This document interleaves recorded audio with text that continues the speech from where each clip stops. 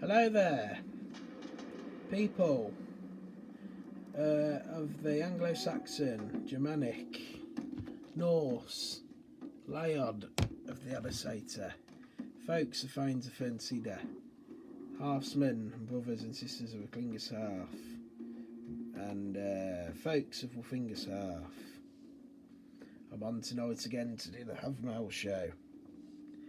I returned to work today. I think I'm still positive, but I'll find out tomorrow. But I got through it, as the laws say I can go to work with COVID if I feel well enough, so that's what I did. It's been an okay day. A bit more of an update about Winterfilly Falfblatt, Monadai. I've decided that a big pit fire is not essential, and this can be done with candle flame, as the Sidhu is just offering mead and oats to the whites and the gods. So I will be doing that around the garden, but most of the blot will be done in our hall, so that'll be quite an interesting experience on the day. But the hall will for the first time be used for blot uses. We'll be making history in our garden, so that's very exciting. A bit more of an update there. But here is chapter 89 and 90 of the Havermal. For those who watch, I'll go through Braid to Fork to Bellows, Braid the oldest modern English tongue to Fork to Bellows. Here we go. I'm going to be trying to be quite quick with this tonight, because obviously my mum wants to close downstairs and head off to bed, and she's keeping it open so I can go and watch. Okay, some of you might not like this, but The Rings of Power, I'm currently enjoying it, the show, and there's a few other things I've got to watch on TV. I've got a bit of anxiety, so certain situations going on in the world I won't go into it because of political reasons, but there's something I need to see on the telly that's been announced with the current events going on in the Slavic states. So yeah, when I say Slavic, I mean it in a medieval term. So yeah, there's things are not looking good in Slavia. So yeah, and there's been, without going into the politics, there's been a request from part that could possibly get what they call the West involved. So I'm not going to lie, I'm pretty really antithetic about that at the moment, but I won't go into the politics. But anyway, I'll get on with this tonight, and then I'll go and pop the telly on. But here we go anyway. Brothers Slayer, through Scene on the Highway. Half-burned house, or house too swift. Be never so trustful as these to trust. That's Bray. Thorpe says, a brother's murder through on the high road met.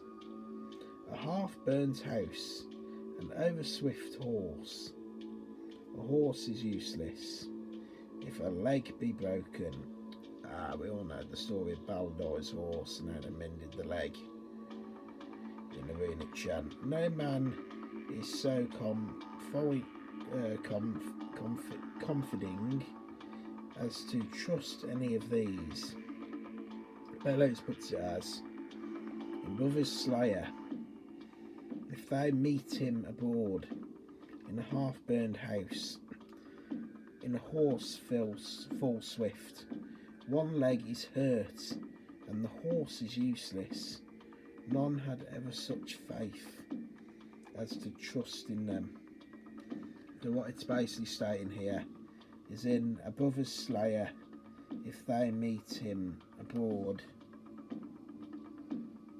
so in a situation of a brother or horseman's murder, and the half has been burnt while you've been away, this could be a scenario, and your horse is injured, got an injured leg, basically things still not looking good.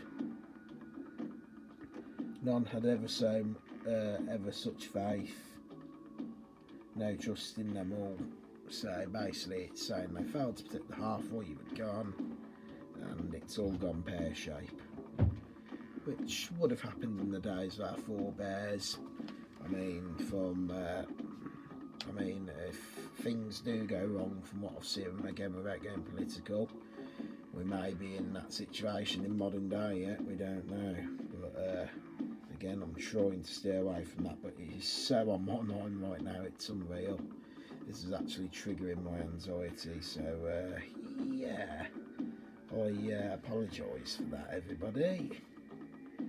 But anyway, you know, we can steer clear of that, but yeah, but it's talking of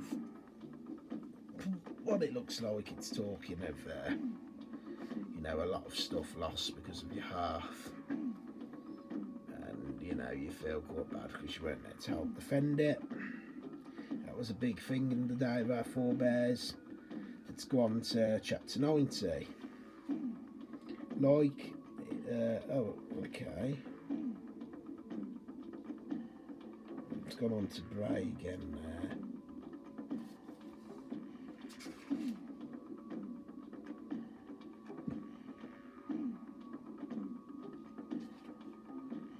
Yeah.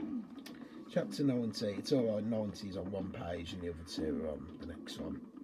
Like the love of a woman whose thoughts are lies is the driving on, I can't pronounce that, roshod or slippery ice of a 2-year-old, ill-tamed and gay, in obviously meaning happy, or in a wild wind, steering the helmless ship, or the line-catching reindeer in the rhyme frayed fell. That doesn't make a lot of sense, to be fair, so we'll go on to 4. It will hopefully start to clear it up a bit better.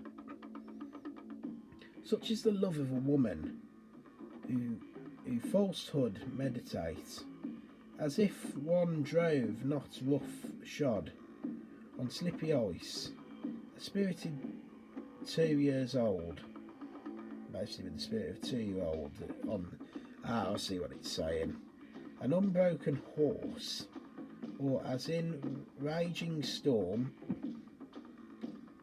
a helmless ship is beaten, or as if the halt was set to catch, a reindeer in the thralling fell.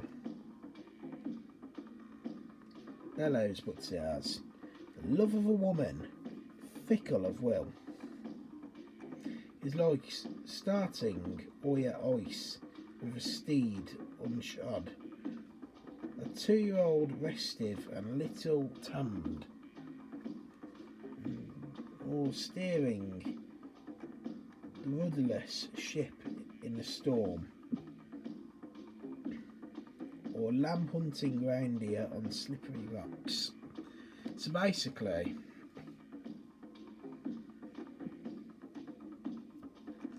he's saying the love of a woman obviously, the person the welfare is talking about loves, what it reads to me, has got the mental mind of a 2-year-old basically. She decides to take her steed onto the ice, and it's gone pretty bad. I think the ice has gone under her, or you know, it's, as the saying goes, you're on thin ice. It also compares a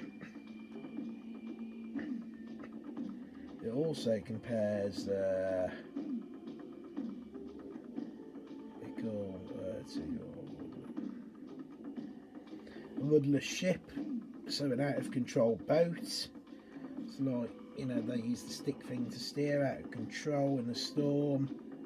Basically, similar situation, probably 9 times out of 10 not going to end well. Or a reindeer on slippery rocks, also not going to end well.